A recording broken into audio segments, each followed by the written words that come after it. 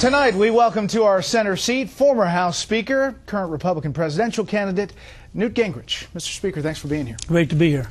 Well, listen, there are some in the Washington pundit arena who in the summer said your campaign was all but dead.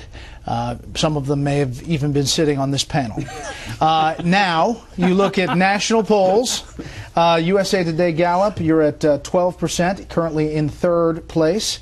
In the Des Moines Register poll, you're at 7%, although anecdotally in Iowa you're doing very well from the crowd size. What is the path? What is the path to the nomination? What do you tell supporters out there who are questioning whether you have the support staff and the ability to make this happen? Well, first of all, this summer we came close to not surviving. So I think there was a period there when it was reasonable to wonder what was going on.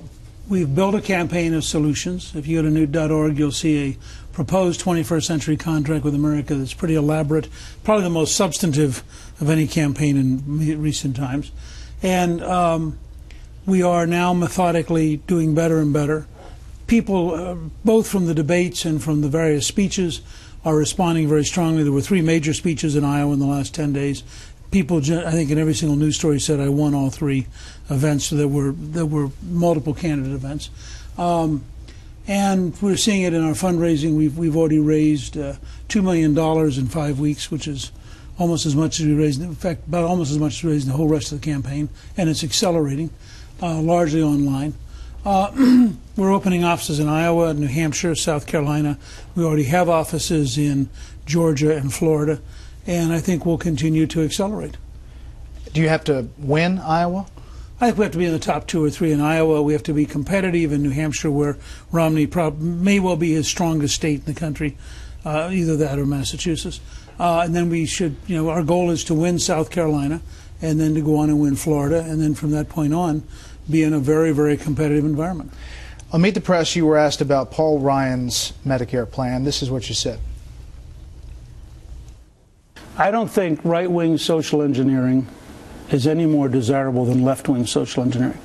I don't think imposing radical change from the right or the left is a very good way for a free society to operate. Charles. The radical engineering in that case, I suspect, was the fact that the Ryan plan would substitute existing Medicare for a subsidy, where the government would give a subsidy for an individual to buy private insurance.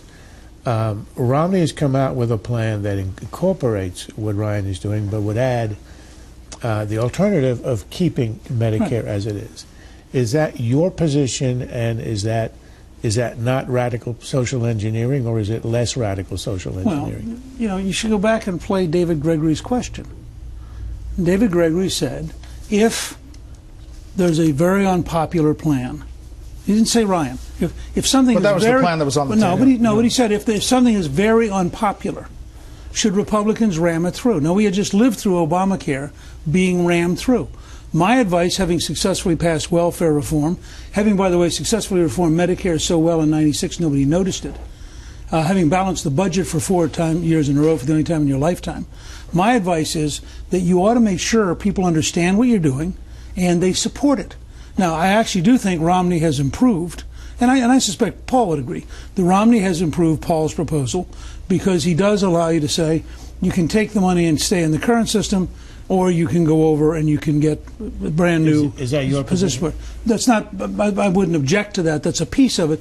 But it's a much larger question if you're talking about health care. But there's another part to that. I would actually make that offer next year. I mean, I'd say, fine, if the choice is, let's allow people to have the choice of a private sector insurance plan, which they buy, and I would also, as Congressman Tom Price does, allow them to pay more out of their own pocket if they want to. You could go to a voluntary premium support plan this next year. That is assuming you think people want it. Do you think people want it? I think some people will want it. I think a lot of people will be very cautious. But I think imposing it is a real gamble. And that's the radical social engineering, giving no alternative.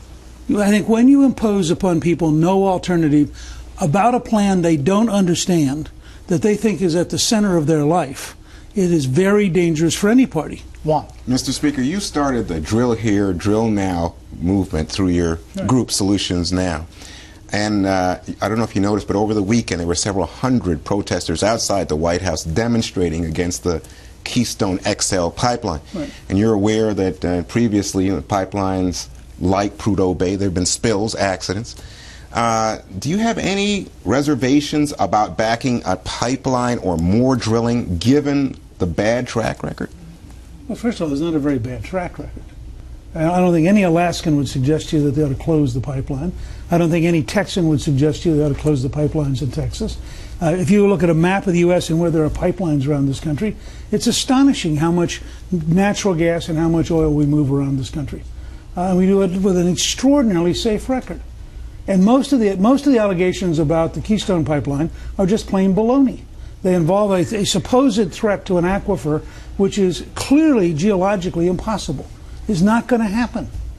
So what the president's doing is the president doesn't want to make the environmentalists mad, and he doesn't want to infuriate everybody who wants a job. So in the middle of 9% unemployment, he's doing exactly what he used to do when he was a state senator. He's voting present. So you think that basically on Prudhoe Bay and what happened down on the Gulf, no problem?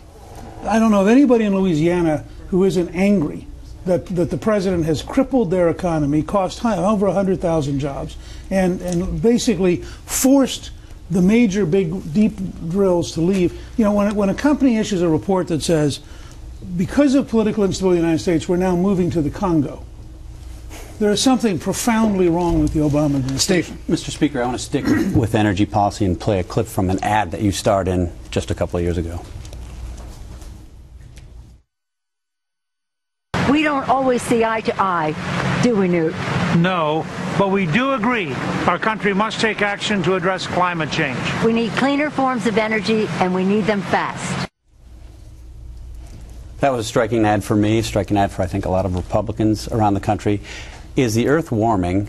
If so, why is it warming? And what is that urgent action we need to take? Well, first of all, it's probably the dumbest single thing I've done in recent years. It is inexplicable. As somebody used to say, you know, there aren't enough hay wagons to stand on to get people to understand that one. So you just need to kind of relax and go, that was dumb. Were you being held hostage when that was No, it was just dumb. I was trying to do something I failed to do. Because I do think it's important for conservatives to be in the middle of the debate over the environment. I think we can. And I wrote a book with Terry Maple called "Contract with the Earth," outlining a pro-market, pro-entrepreneur, innovative environmentalism.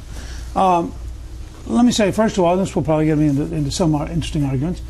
I actually don't know whether global warming is occurring. The vast majority of the National Academy of Science says it is. A minority says it is not. Science is not actually voted on. Science is a function of truth. What I do know is that if you look at exactly what was said in that ad, finding innovative new ways of getting cleaner energy ought to be something most Americans feel pretty comfortable with. I testified against cap and trade the same day that Al Gore testified in favor. American Solutions fought to defeat it in the Senate, and we're part of defeating it. I do not think you should have a gigantic central government model of solution, and I don't think you should spend trillions of dollars on a theory. Did you back then believe in warming, or no? No, I back then said, look, I'm an amateur paleontologist. I wanted to be a vertebrate paleontologist as a child. The Earth's temperatures go up and down over over geologic times over and over again. As recently as 11,000 years ago, the Gulf Stream quit for 600 years. And for 600 years, you had an ice age in Europe because there was no warm water coming up. And then it started up again. Nobody knows why it quit. Nobody knows why it started up. So I'm agnostic, but what I'm saying, I would say to all my conservative friends, don't assume automatically the entire National Academy of Sciences is wrong. And I would say to the National Academy, don't assume that a vote by renowned scientists is necessarily truth. Speaker, we're going to have much